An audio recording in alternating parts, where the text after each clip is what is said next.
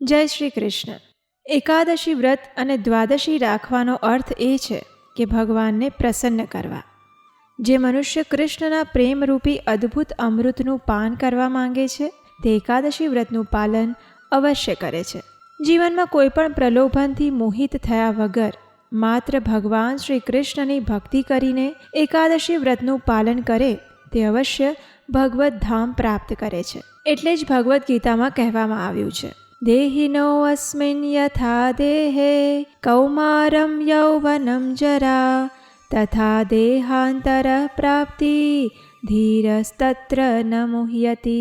એટલે કે જેમ જીવાત્માને આ શરીરમાં બાળપણ, યુવાની અને વૃદ્ધાવસ્થા પ્રાપ્ત થાય છે તે જ રીતે બીજા શરીરની પણ પ્રાપ્તિ થાય છે અને આ બાબતમાં ધીર પુરુષ મોહિત નથી થતો. ભગવાન શ્રી કૃષ્ણની અમૃતવાણી ગીતાજીમાં ભગવાને સ્વયં કહ્યું છે કે જે જીવ જન્મે છે તેનું મૃત્યુ પણ નિશ્ચિત છે. દરેક જીવ પોતાના કર્મોના બંધનમાં બંધાઈને જીવન મરણના ચક્રમાં ફર્યા કરે છે. સુખ દુઃખ સગા સંબંધીઓના મોહમાં બંધાઈને દરેક જીવ આ સૃષ્ટિમાં જીવે છે અને મૃત્યુ પામે છે અને આ રીતે ચક્ર ચાલ્યા કરે છે. પણ જો જીવ માત્ર પરમાત્મા રૂપી પૂર્ણ પુરુષોત્તમ ભગવાન શ્રી કૃષ્ણની ભક્તિ કરીને જે કંઈ પણ થઈ રહ્યું છે તે સ્વયં પરમાત્માની ઈચ્છાથી જ થઈ રહ્યું છે તેમ માનીને જીવન જીવે અને માત્ર પોતાનું કર્મ કરે અને ફળની ઈચ્છા રાખ્યા વગર ભગવાન શ્રી કૃષ્ણની ભક્તિ કરે તો તેનું જીવન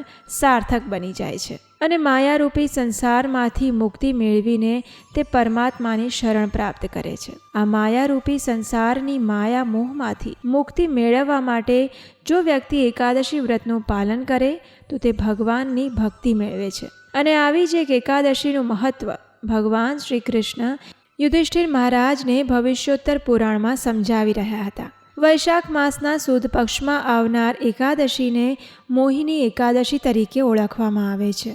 મોહિની એટલે મોહ પામનારી નહીં, પરંતુ મોહથી મુક્તિ અપાવનારી એકાદશી, જેના પાલનથી દરેક જીવ મોહ બંધનમાંથી મુક્ત થાય છે. આ એકાદશીનું પાલન કરનાર વ્યક્તિ દુઃખ, શોક, સંબંધની માયામાંથી મુક્ત થઈ જાય છે અને ભગવાન શ્રી કૃષ્ણની ભક્તિ પરમ આનંદની અનુભૂતિ કરે છે. કહેવાય છે કે આ દિવસે ભગવાન નારાયણે સમુદ્ર મંથનમાંથી નીકળેલ અમૃતની રક્ષા કરવા માટે મોહિની અવતાર ધારણ કર્યો હતો અને તેથી આ દિવસે ભગવાન વિષ્ણુના મોહિની અવતારની પૂજા કરાય છે. એકાદશી વ્રતનું પાલન કરીને ઉપવાસ રાખીને ભગવાન નારાયણની પૂજા આરાધના કરવામાં આવે તો સર્વ પ્રકારના મોહનો નાશ થાય છે અને મોહરૂપી સંસારની માયામાંથી મુક્ત થઈને સર્વ પાપોનો નાશ થાય છે. મનુષ્ય પરમ આનંદ મેળવીને સુખમય જીવનની પ્રાપ્તિ કરે છે. મોહિની એકાદશીના વ્રત પાલનથી ધીરે ધીરે વ્યક્તિ મોહજાળ, મોહ માયામાંથી મુક્ત થઈ જાય છે અને મુક્તિના માર્ગ પર આગળ વધે છે. મુક્તિ અપાવનાર મંગળમયી આ મોહિની એકાદશી વૈશાખ માસના શુક્લ પક્ષની એકાદશી છે. તો ચાલો હવે આપણે જોઈએ કે આ એકાદશી ક્યારે આવી રહી છે, તેનો તિથિ અને સમય શું છે. પરંતુ તે પહેલાં જો તમે આ ચેનલ પર પહેલીવાર આવ્યા છો તો આ ચેનલને સબસ્ક્રાઈબ કરી લો અને નોટિફિકેશન બટન પણ ઓન કરી લેજો કે જેથી આવી જ વૈદિક અને પ્રમાણભૂત ધાર્મિક કથાની માહિતી સરળતાથી તમને મળતી રહે. વૈશાખ શુક્લ પક્ષની મોહિની એકાદશી આ વર્ષે આવી રહી છે 19 મે 2024 અને રવિવારે. મોહિની 11સની તિથિ 18 મે શનિવારે રાત્રે 11:22 શરૂ થઈને 19 મે રવિવારે બપોરે 1:50 પૂર્ણ થાય છે, જેથી મોહિની એકાદશી વ્રતનું પાલન 19 મેના દિવસે કરાશે. આ દિવસે સંપૂર્ણ ઉપવાસ કરીને પ્રભુ ભક્તિ કરવાથી મનોવાંછિત ફળની પ્રાપ્તિ થાય છે. એકાદશ્યામ ન ભુંજિતા કદાચિદપી માનવ. હરિભક્તિ વિલાસમાં કહેવાયું છે કે મનુષ્યએ એકાદશીના દિવસે ક્યારેય ભોજન ના કરવું જોઈએ, કોઈપણ પ્રકારનું અનાજ ન ખાવું જોઈએ. એકાદશી વ્રતનું પાલન દશમીના દિવસથી જ કરાય છે. દશમીના દિવસે સૂર્યાસ્ત પછી ભોજન કરાતું નથી. એકાદશીના દિવસે નિર્જળા ઉપવાસ કે પછી દૂધ, ફળાહાર, ઉપવાસનું ભોજન લઈને વ્રતનું પાલન કરાય છે. આ દિવસે ભગવાન નારાયણની પૂજા આરાધના, ધૂપ દીપ પ્રગટાવીને મંત્ર ઉચ્ચાર કરીને અને માળા કરીને ભજન કીર્તનમાં દિવસ વ્યતીત કરવો જોઈએ. એકાદશીની વ્રત કથા સાંભળીને ભગવાન શ્રી કૃષ્ણની ભક્તિ કરવી જોઈએ. સંપૂર્ણ દિવસ પસાર કરીને પરમ આનંદ અને પરમ સુખની પ્રાપ્તિ થાય છે. જ્યારે વ્યક્તિ પરમ સુખ અને પરમ આનંદથી પરમાત્માની ભક્તિ કરે છે તો વ્યક્તિનું મન તૃપ્ત થઈ જાય છે અને બધી જ સાંસારિક મોહ માયામાંથી મુક્ત થઈને પરમધામ વૈકુંઠમાં સ્થાન મેળવે છે. અને તેથી જ મનુષ્યએ એકાદશી વ્રતનું પાલન અવશ્ય કરવું જોઈએ.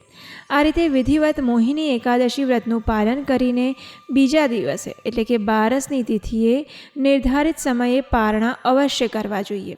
કેમ કે પારણા કરવાથી જ એકાદશી વ્રત સંપૂર્ણ ગણાય છે. તેથી મોહિની એકાદશી વ્રતના પારણા 20 મે સોમવારે સવારે 6:08 લઈને 8:47 સમય દરમિયાન કરવાના રહેશે. મોહિની એકાદશી વ્રતનું વિધિ વિધાન સાથે પાલન કરીને આ દિવસે ગીતાજીના પાઠ કરવા અતિ શુભ મનાય છે. શાસ્ત્રોમાં પણ કહ્યું છે કે એકાદશીના દિવસે ભગવાન પ્રસન્ન રહે છે અને આ દિવસે તેમની પૂજા અર્ચના વ્રત અને ભક્તિ કરવાથી ભગવાન જલ્દી પ્રસન્ન થાય છે. મનુષ્યએ તેમના આશીર્વાદ પ્રદાન કરે છે અને તેથી જ એકાદશી વ્રતનું પાલન કરીને ભગવાનના આશીર્વાદ મેળવી જીવન સુખમય બને છે. આ દિવસે દાન પુણ્ય કરવાથી પણ ઉત્તમ પુણ્ય ફળની પ્રાપ્તિ થાય છે. આ દિવસે ગાયોને ચારો ખવડાવવો જોઈએ, ભૂખ્યાને ભોજન કરાવવું જોઈએ અને બ્રાહ્મણને દાન દક્ષિણા આપવી જોઈએ. પક્ષીઓને દાણા નાખવા જોઈએ, અનાજનું દાન કરવું જોઈએ અને આ દિવસે દાન પુણ્ય કરવાનું વિશેષ મહત્ત્વ છે. એકાદશી વ્રતનું પાલન કરીને ઉપવાસ રાખવાનો એકમાત્ર ઉદ્દેશ પરમાત્માની ભક્તિ હોવો જોઈએ અને શારીરિક આવશ્યકતાઓને ઓછી કરીને ભજન કીર્તન અથવા તો કોઈ પણ ધાર્મિક કાર્ય કરીને એકાદશીનો દિવસ પસાર કરી ભગવાનની સેવામાં પોતાનું ધ્યાન ધરવું જોઈએ. આમ કરવાથી મનુષ્યના બધા જ પાપોનો નાશ થાય છે અને આ ભવ અને આગળના ભવ સાર્થક થઈ જાય છે. તો આજે આપણે જોયું કે આવનારી મોહિની એકાદશી ક્યારે આવી રહી છે, આ એકાદશી તિથિના શુભ મુહૂર્ત કયા છે અને પારણાનો સમય કયો છે. આવનારી મોહિની એકાદશીની પૌરાણિક કથા સાંભળવા માટે અને તેની સંપૂર્ણ વ્રતવિધિ જાણવા માટે તમારા પોતાના આ ચેનલને યાદથી સબસ્ક્રાઇબ કરી લો કે જેથી આવનારા અમારા આ વિષય પરના વિડીયો સરળતાથી તમને મળી જાય. જો તમને આ વિડીયો ઉપયોગી લાગ્યો હોય તો તેને તમારા મિત્રો અને પરિવારજનોને પણ શેર કરી આપો. જય શ્રી કૃષ્ણ.